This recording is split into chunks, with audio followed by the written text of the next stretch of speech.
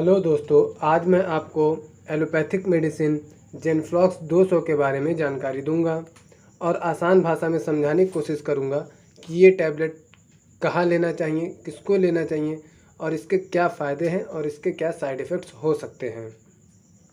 तो चलो वीडियो को शुरू करते हैं। जेनफ्लॉक्स 200 ये मैनकाइंड कंपनी द्वारा बनाई जाती हैं।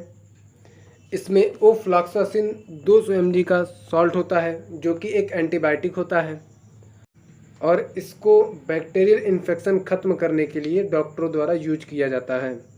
आइए अब हम बात करते हैं इसके यूजेस के बारे में। इस टैबलेट का इस्तेमाल किस तरह की दिक्कतों में किया जा सकता है। इस टैबलेट का इस्तेमाल यूटीआई में करते हैं, यानी कि यूरिनरी ट्रैक इन्फेक्शन में। यह इन्फेक्शन किडनी में भी हो सकता है, यूरेथ्रा में भी हो सकता है और ब्लैडर में भी हो सकता है। इनमें से कहीं पर भी जब इन्फेक्शन होता है तो पेशाब में जलन होने लगती है, दर्द होने लगता है, पेशाब करने के बाद भी लगता है जैसे अभी पेशाब पूरी तरह से हुआ नहीं और बार बार पेशाब करने जाना पड़ता है। तब इस इन्फेक्शन को ख़त्म करने के लिए इस टैबलेट का इस्तेमाल किया जाता है। और इसका जो यूज़ देखा गया वो स्किन इन्फेक्शन में भी डॉक्टर इस टैबलेट का इस्तेमाल करते हैं। कान में इन्फेक्शन हो जाता है तो भी इस टैबलेट का इस्तेमाल किया जाता है और आँखों में अगर इन्फेक्शन हो जाए तो भी इस टैबलेट का इस्तेमाल किया जाता है। इन्फेक्शन के कारण बार बार दस्त अगर लग रही है तो भी इस टैबलेट का इस्तेमाल किया जाता है।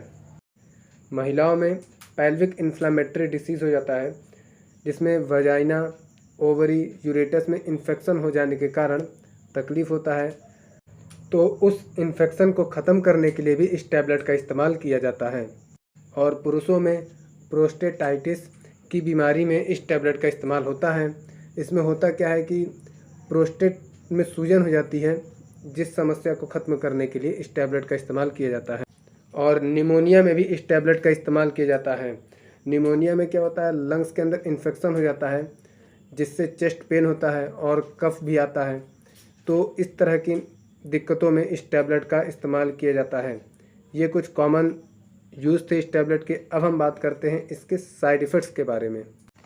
इस टैबलेट को ज़्यादा डोज में लेने पर या फिर गलत तरीके से लेने पर कुछ कॉमन साइड इफ़ेक्ट्स देखे गए हैं, जैसे एलर्जी हो सकता है, कब्ज हो सकता है, उल्टी हो सकता है, शरीर पर लाल चकत्ते पड़ सकते हैं।